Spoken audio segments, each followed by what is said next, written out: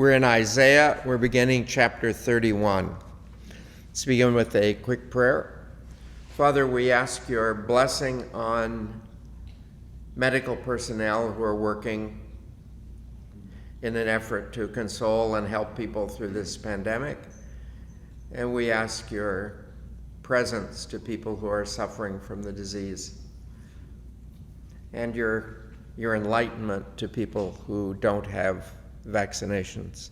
We ask this in the name of Jesus, our Lord. Okay, chapter 31. He says, "Woe to those who go down to Egypt for help, who put their trust in horses, who rely on the quantity of chariots and on the strength of horsemen, but do not look to the Holy One of Israel or consult the Lord." There are a couple things to note here. The Egyptians, I don't know how many of you have ever been to Cairo to the museum, but anyway, the Egyptians were great at developing chariots. They're also the ones that developed the chariots with the knives off them and stuff like that. That was the big thing. Egypt, largely because it was a flat area, chariots were the thing, and the Egyptians' horses actually were the Arabian horses. So they were very, very into this sort of thing, which is an excellent weapon. Something to know is that weapon would be useless in Israel, because Israel is too mountainous. You can't use it in a mountainous area. But he says he's trying to get them not to leave the city of Jerusalem after it was sacked and destroyed by Babylon. He's trying to get them not to go to Egypt and to stay and rebuild the city of Jerusalem. And if you go to Cairo today, one of the oldest parts of the city of Cairo is called Babylon. And the reason why it's called Babylon is when the Jews were being taken as prisoners to Babylon itself, many of them escaped, and they went to Egypt.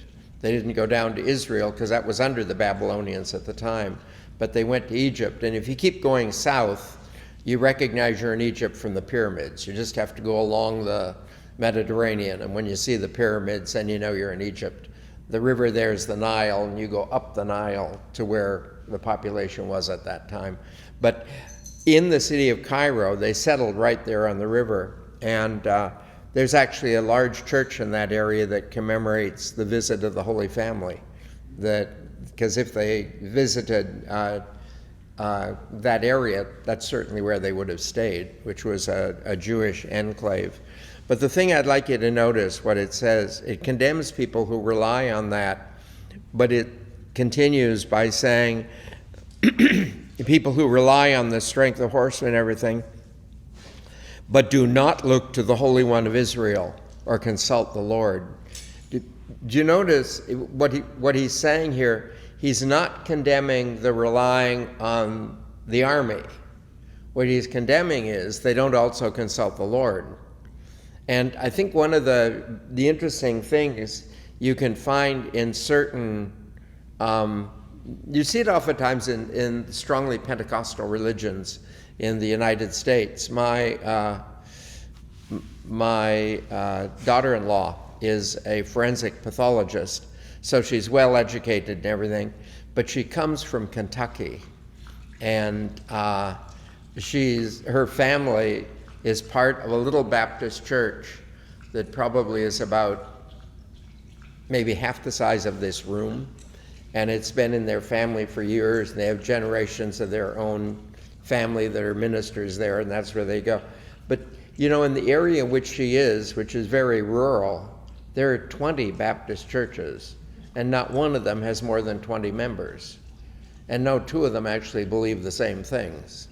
And but what happens is oftentimes under that, particularly uneducated ministers, what you end up is sort of to choose anything other than the Lord is wrong. So they would say, you should rely on the Lord to provide your health. You shouldn't go to a doctor. You shouldn't do this sort of thing. He gave rise to things like, what do you call it, Eddie Baker and stuff like that, Christian Science, all that sort of thing comes out of that kind of environment. And that he's saying here that it's not that you aren't supposed to rely on the military, but you're supposed to simultaneously consult the Lord and listen to the Lord. And this time the Lord was telling them not to go to Egypt.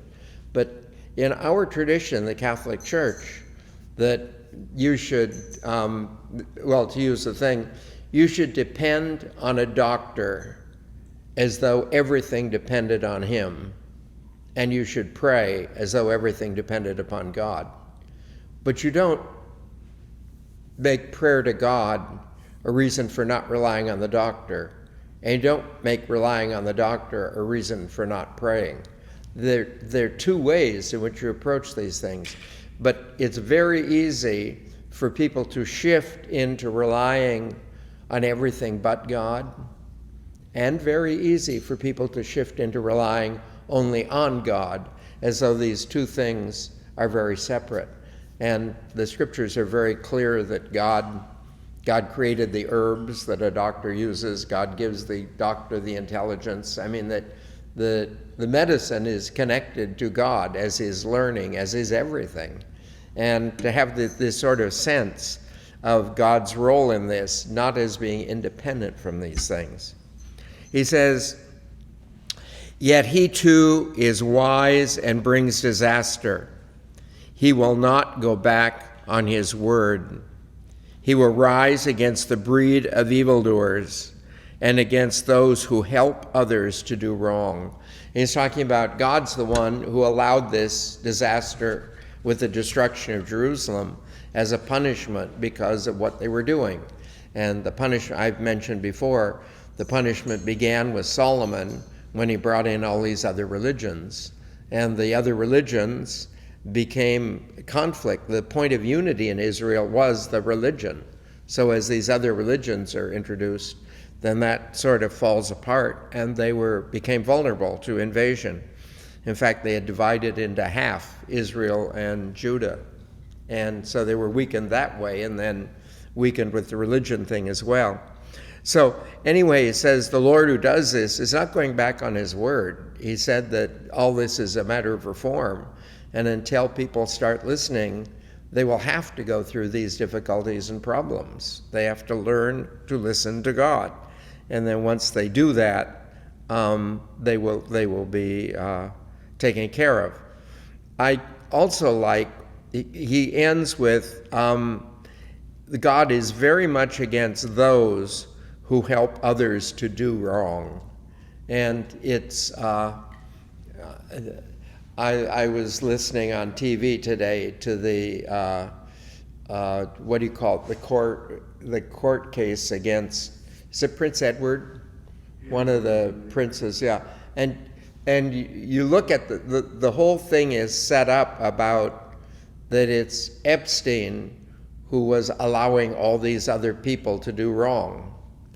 And there's certainly a condemnation for someone who allows other people or encourages them to do wrong, but that doesn't exempt the person who's doing wrong either.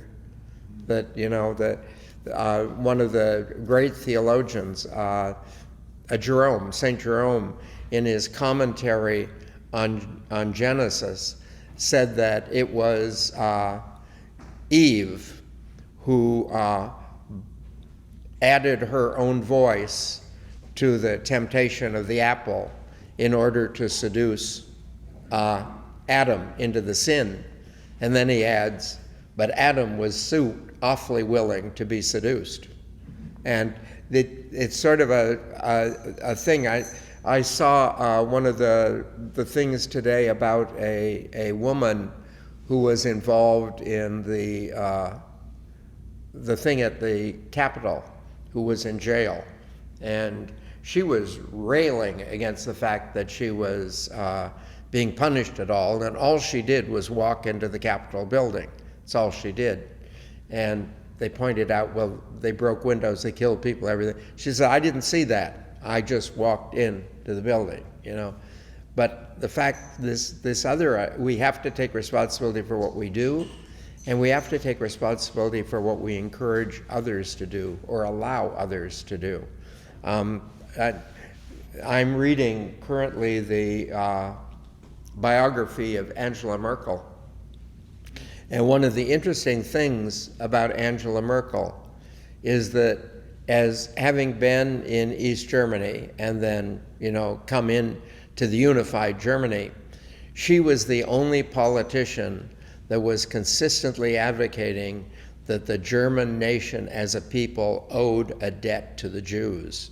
She consistently brought that about, and she made it a part of the very thing that she was doing in Germany, and brought in the government and everything, because a lot of people were saying, well, that was the Nazis.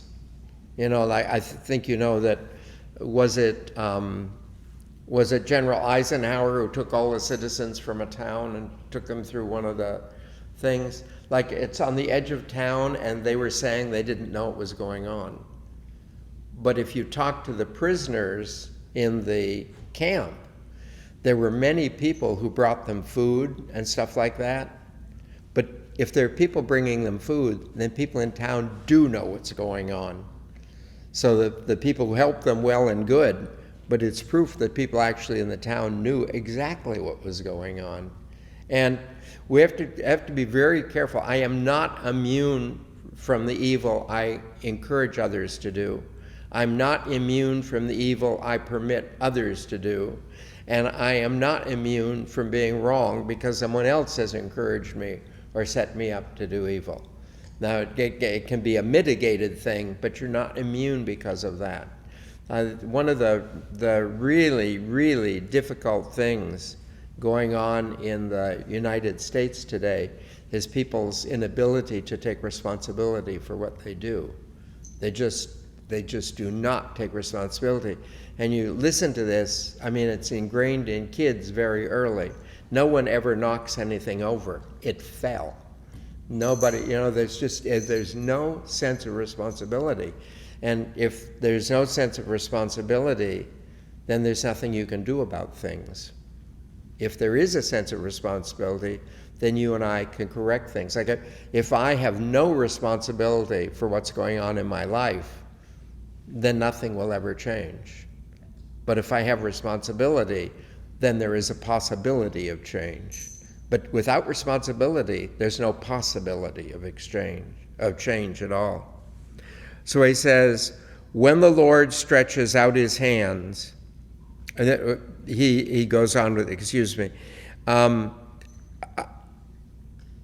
he says, the Egyptian is not divine, his horses are flesh, not spirit. When the Lord stretches out his hand, and the helper will stumble, the one helped will fall, and both will perish together. So he's describing that the Jews who are going to Egypt in order to escape Babylon, and the Egyptians that help them, they're all going to fall together. That ultimately they will all fall as a group, and that ultimately happened too.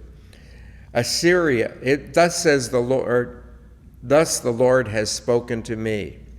As a lion or a lion cub growls over its prey, when a band of shepherds is called out against it, and is not frightened by their shouting or cowed by their noise, just so will the Lord Sabaoth descend to do battle on Mount Zion and on its hill.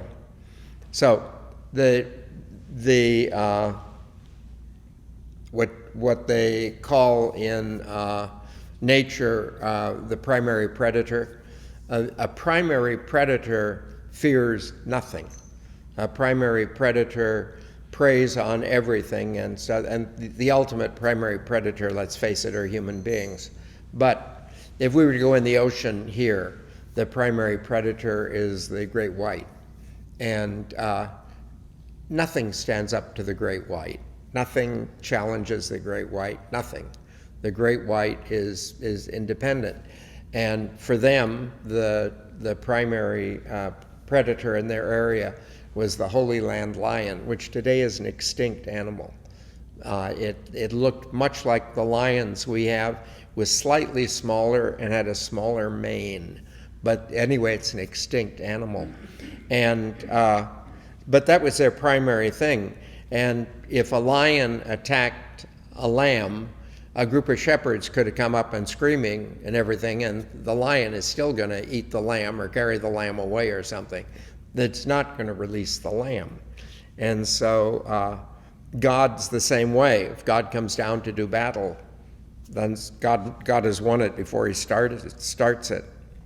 He said, like birds hovering overhead, so will the Lord Sabaoth protect Jerusalem. He will protect and save it. He will support and deliver it. And remember now, he's talking about this disaster that's going to come on Egypt, and that the Jews are fleeing to Egypt to escape the disaster they think is going to come on Jerusalem. But God's saying, I am going to protect Jerusalem, and I'm bringing disaster on Egypt. I don't know if you have ever heard this, but anyway, one of the professors I had at UC Berkeley in a class on cinematography was, he did Birds. What was Hitchcock, yeah, Alfred Hitchcock. He and Federico Fellini co-taught the course. But anyway, one of the things Hitchcock said was one of the keys to his idea of suspense. He says that today when they do suspense, someone surprises, jumps out with an axe or something like that. But in his idea of suspense, he said the whole audience should know exactly what's going to happen, and you should take forever to do it.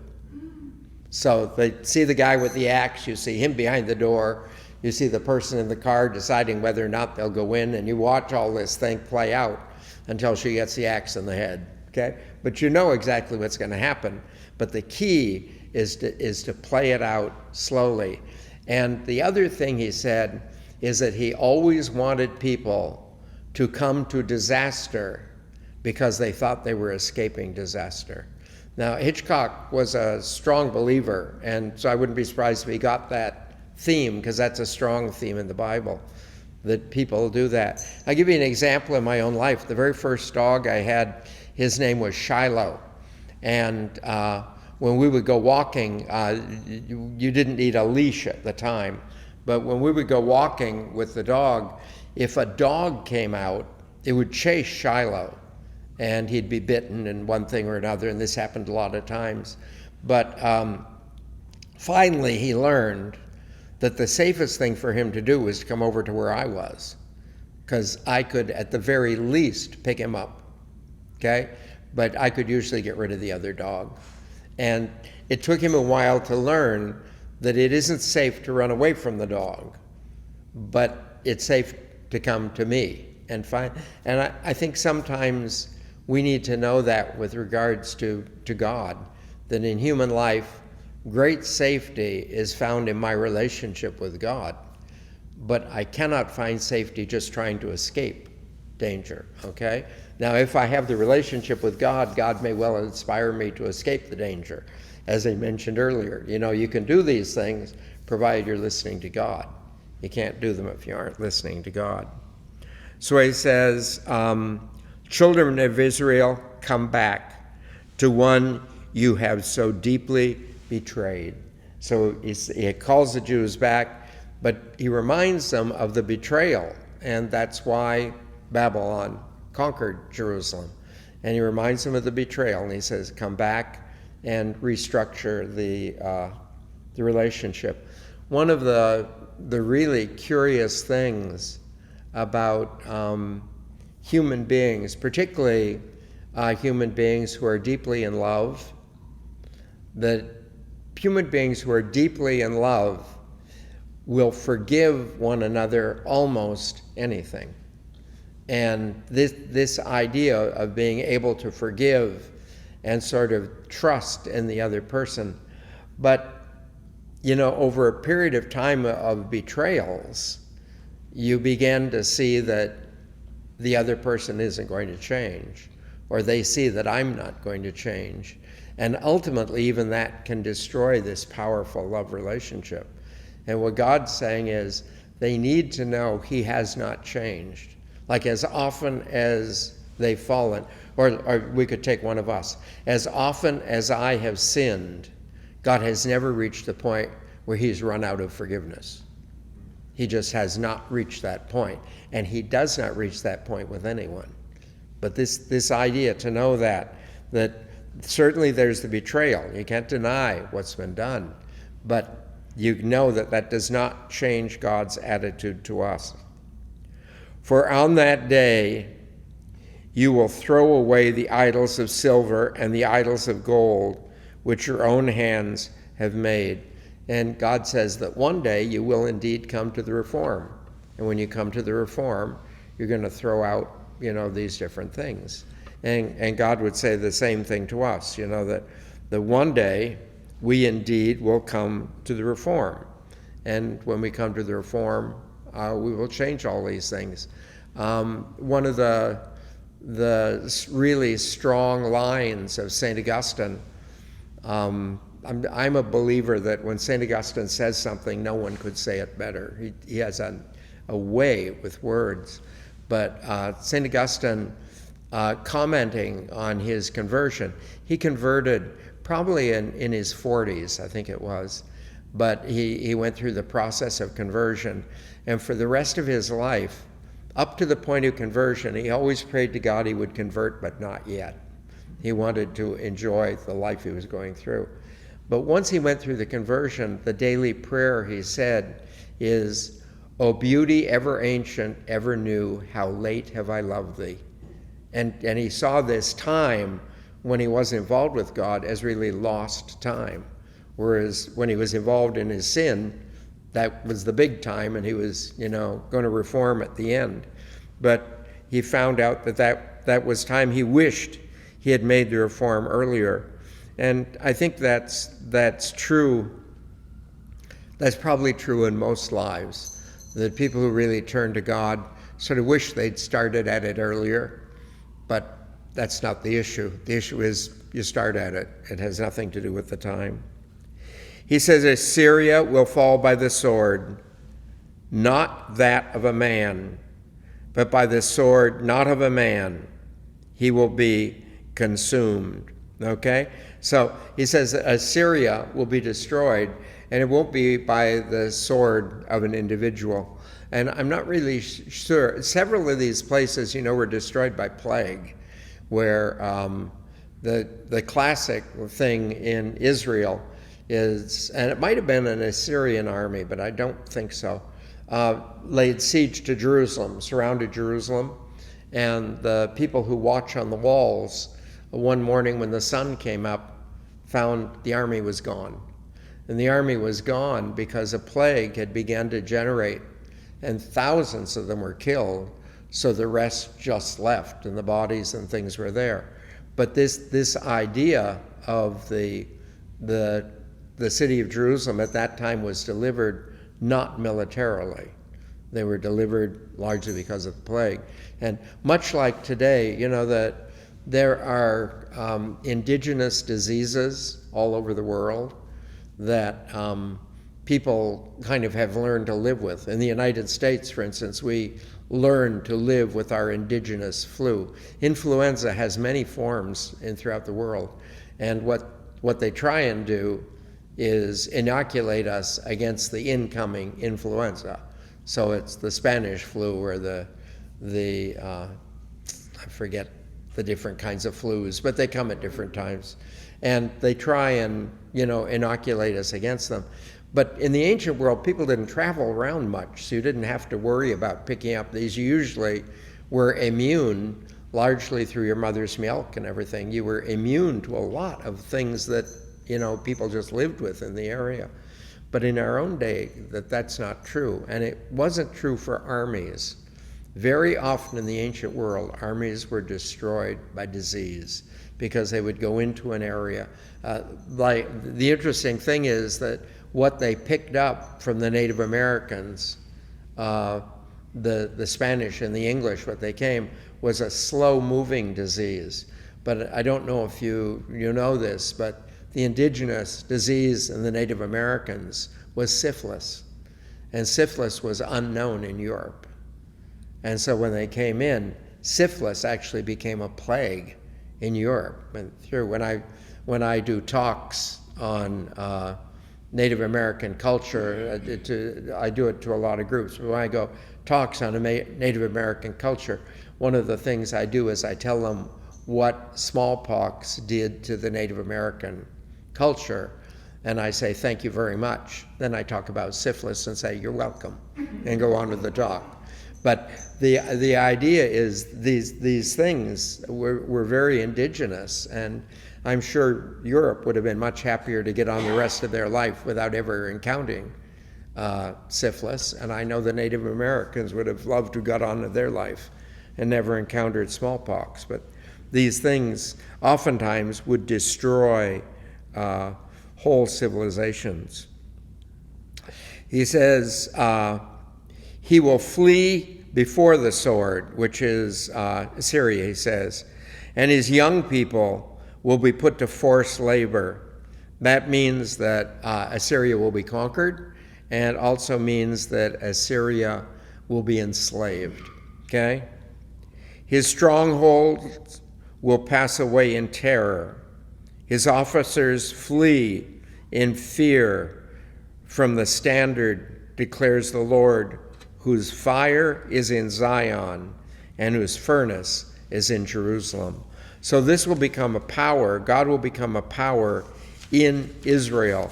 And I think you know that when Babylon fell, that Cyrus sent the Jews with the money to rebuild Jerusalem.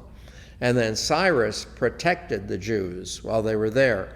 A lot of the nations around Israel had been subdued under David, and so they were vassals of Jerusalem, and they never wanted to see Jerusalem rebuilt. They tried to interfere with them when the Jews came, and Cyrus sent a decree and his armies to defend Jerusalem while they built the walls and everything of the city. So Jerusalem was a very strong thing as this process was going on, but not because of the strength of Jerusalem. It's because of what they considered an enemy, but really wasn't, was supporting them and building them. It says, see, a king will reign in righteousness, and princes rule with right judgment, each like a shelter from the wind, a refuge from the storm. And this is sort of an ideal thing that we see, that I think every one of us wishes to see leaders whose primary concern is us, as distinct from themselves.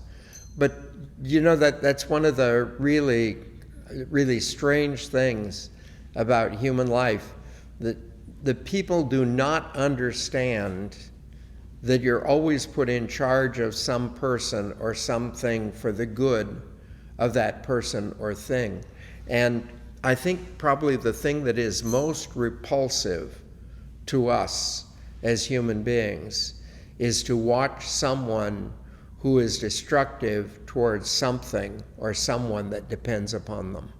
So, like for instance, when you hear about people in the, what do you call it, the rescuing of children who have no homes or anything, and all they're doing is getting the money from it, and ultimately at the age of 18 the kid's thrown out. That's really repulsive to us. Animals that are held and tortured, that they're just, those things are really repulsive to us. And yet it's a very difficult thing in the world. I would say the majority of leaders, politicians and stuff like that, are more interested in themselves than they are in us. And this becomes so much, it becomes like a part of our psyche. I think there are what do you call it? I think there are some doctors who are that way, who are more interested in finances and what they're doing. But that's not generally true of the medical profession. We don't think that as being generally true of the medical profession. And some very noble professions, I think, like teaching, you see people go into the profession. Nobody goes in to be a teacher for the money.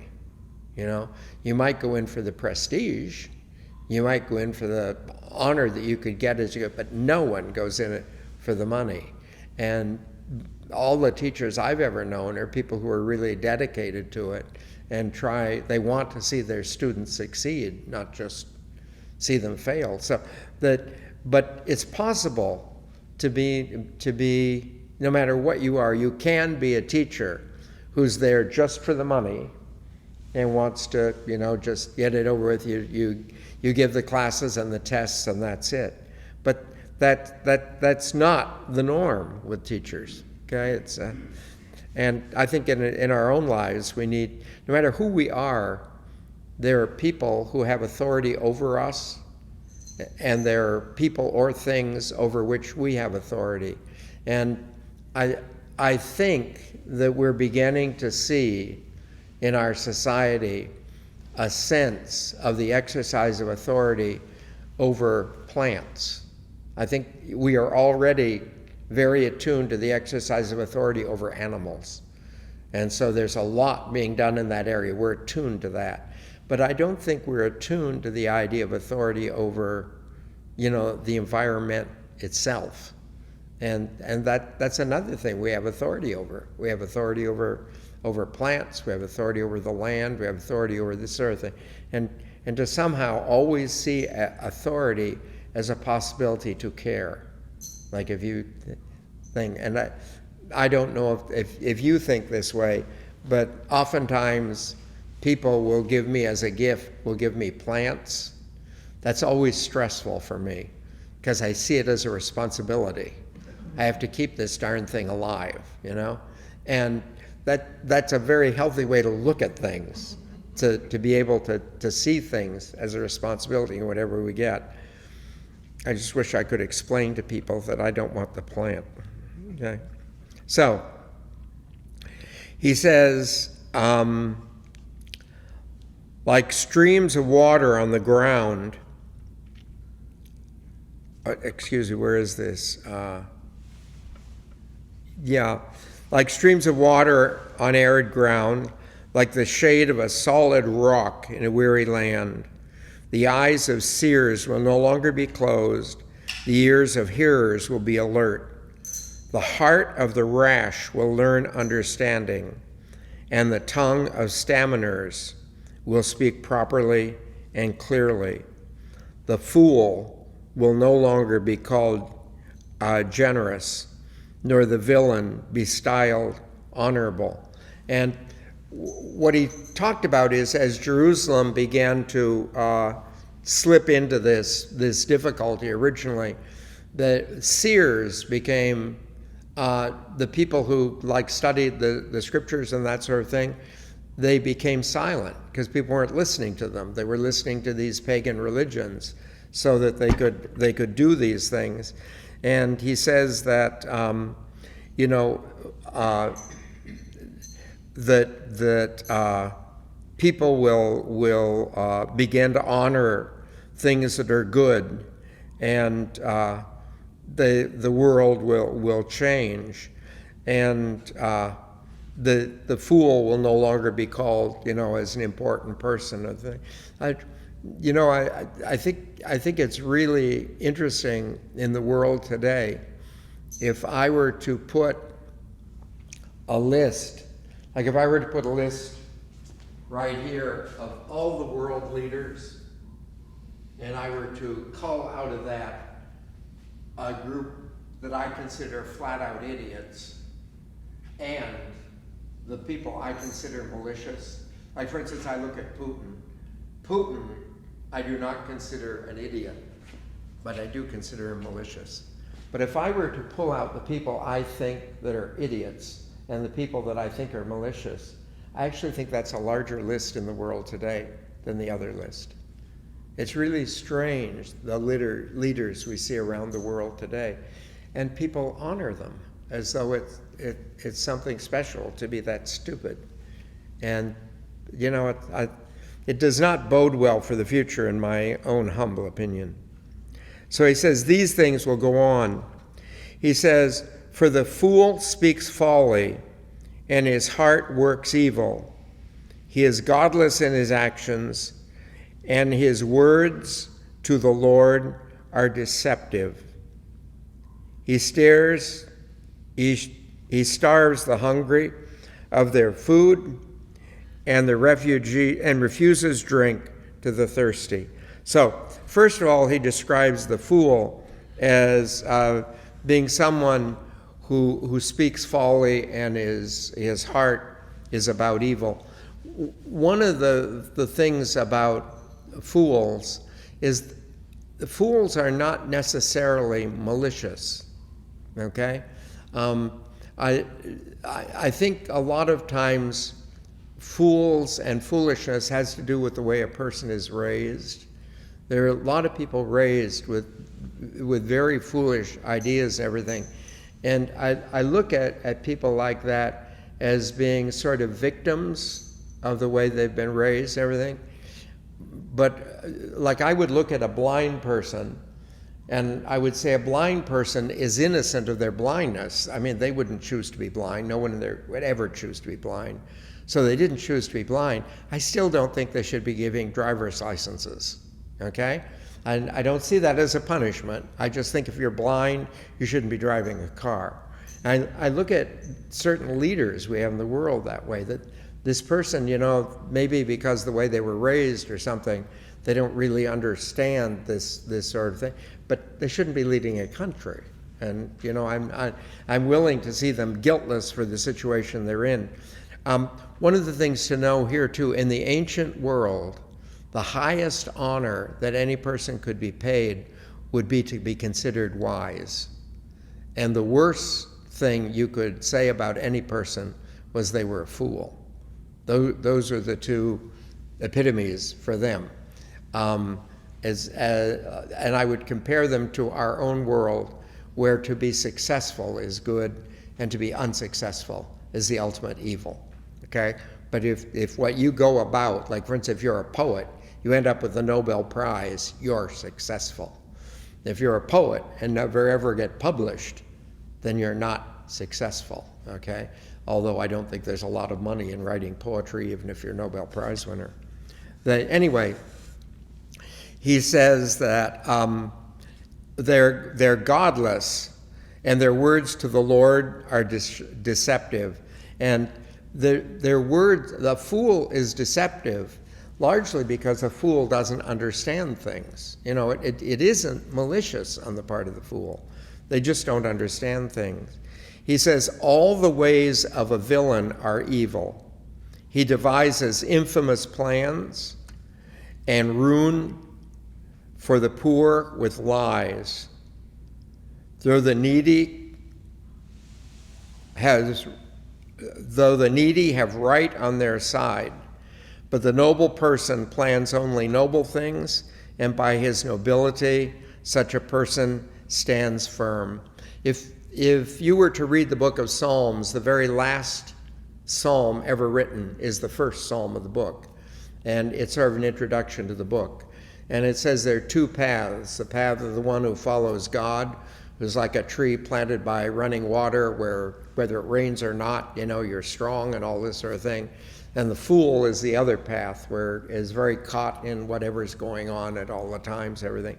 But those two things. But the fool will be foolish in his actions, and ultimately anyone involved in that will suffer, whether you're just inspired by him or ruled by him.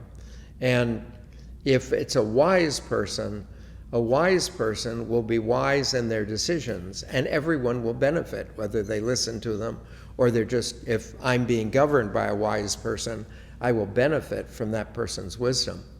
And if I get to know the person, stuff, I benefit, knowledge-wise from the wisdom as well.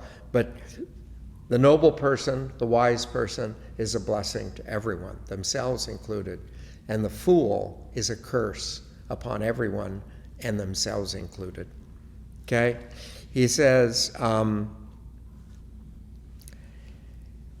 stand up, you women of leisure, listen to my words. You complacent young women, pay attention to what I say.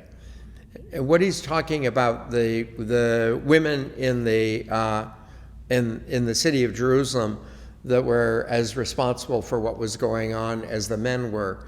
It's just that up to this point, largely because he's dealing with leaders in society, that he's using masculine words all along. And he doesn't want people to think this is exclusively a problem with the men. In fact, if you were to look at the idea of the way idolatry entered Israel, remember it's women who brought that in. Now the problem was these were all women that Solomon married. So the question is, Solomon should have been more aware of what was going on. And Solomon allowed them to bring in these pagan gods. But women were as guilty as Solomon in this whole situation. So he wants to make sure there's enough guilt to go around. So he says, within the days of a year you will tremble, you complacent women. Vintage will fail and harvest will not happen. And I'd also like you to point out that he starts out, you women of leisure. Again, he's condemning people of authority. These are the wives of the people in office.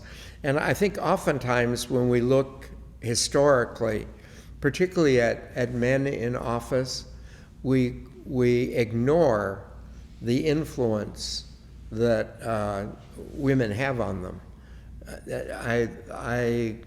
I think that if we were to look particularly at a couple of recent presidents, they would find that Nancy Reagan literally ran the country. I think people talk about Reagan being a great president, but she was running the country.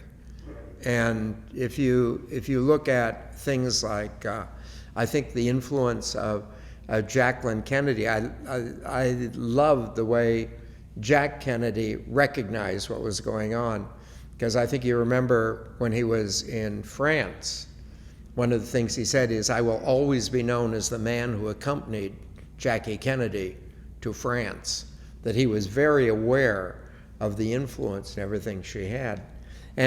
But oftentimes the scriptures get really locked into the man thing, so he wants people to understand what's going to happen. And when the vintage fails and the harvest fails, remember it's the wealthy people, the people of leisure, who suffer. The poor people are used to living on very little anyway. He says, shudder, you women of leisure. Tremble, you complacent women. Strip yourselves bare. Put sackcloth around your waists. Beat your breasts for the pleasant fields, for the fruitful vine. For my people's soil is growing thorns and briars, and for every joyful home, for the rejoicing city. And what he's talking about is, if these things that are going on are very bad, you see this a lot in the book of Revelation, that people don't realize that ultimately will reach the wealthy people as well. The wealthy people initially, when we have problems, are kind of immune. So, like for instance, if you were to go into Germany near the evolution of the end of the Second World War, you'd find that there was an elite in Germany. And this elite did very well during that time. They had all the food they wanted, they had all this sort of thing, but ultimately they ended up suffering as well when the whole thing came down. And this idea that if I'm in charge of a society and I'm making it very difficult for the society and I'm bringing about problems for the society, I got to be aware that ultimately is going to hit me. I think one of the problems is that oftentimes leaders of a society create a thing that I'm here and this is the society I govern. But in fact, you're part of that society. And that's been true since probably, the 1700s, which began to see the rise of participatory government, so that now you have socialist countries, but they're democratic socialism. You have, we're a republic, but we're a democratic republic. We have the vote. You go to England, it's parliamentary, but they're democratic parliamentary. People have participation in government, and so that the people who govern are not independent of the governed anymore. He says, for the citadel will be abandoned and the thronged city deserted. The citadel and the watchtower will be animal dens forever, the playground of wild donkeys, the pasture of flocks, until the Spirit is poured out upon us from above. And the desert becomes an orchard, and the orchard will eventually become a forest. So he says that all this stuff will be abandoned, and he uses particular things that have to do with wild animals. He talks about the playground of wild donkeys. Donkeys stayed away from civilized areas because I think, a donkey could be captured and domesticated. So they stayed away from civilized areas. And the flocks that he mentions, I don't know how many people know this, but anyone who's interested in birds, probably the place in the world where you can see the most birds is Israel. And that's because it sits right on the migratory thing of birds going north and they're south, so that birds are totally indigenous to Russia and stuff. You'll see them in Israel. And if you're into that sort of thing, you can get books in Israel that will tell you what month to go for what bird you want to see. Okay? And it's because they all go through that area. So, but they too tend to be in areas or rest in areas where there are no people. And then he describes fair judgment will settle in the desert. Righteousness will make a home in this orchard. The outcome of righteousness will be peace. The effect of righteousness will be calm and security forever. Now, he's talking now of a leader, a righteous leader, in contrast to the fool who is bringing about the problems that we see going on here. So he says, my people will live in a peaceful home, in secure settlements, in tranquil dwellings. The forest will be totally destroyed and the city laid low. You will be happy to sow beside any waterway and to let the ox and donkey roam free. So he says, my people will settle, but then he talks about this destruction of the authorities. And when the people settle, they will be happy to sow beside any waterway. And I think, in Israel, all farming takes place on the banks of the Jordan River, this through the whole country. And the idea, you will let the ox and the donkey roam free. How could they let the ox and the donkey roam free? Number one, there's so much vegetation around, you don't need to worry about them destroying your fields. And secondly, there's so much honesty, people aren't going to steal your ox or your donkey. And so he talks about sort of an ideal society. And to remember, in the world in which we live, in our own lives as well, there is this path of wisdom and this path of the fool. And to the degree we can follow this path of wisdom, we're a benefit to the people around us, and particularly the ones we're in charge of. And to the benefit that I follow, to the degree I follow the fool, I am harmful to myself and to whatever I'm in charge of. Okay? So he weaves through here the problems of Israel, and constantly when he talks about the problems and the punishments, then he promises that somehow it's going to be taken care of. So anyway, we'll pick this up on chapter 33 next week, and we'll see if we have any questions.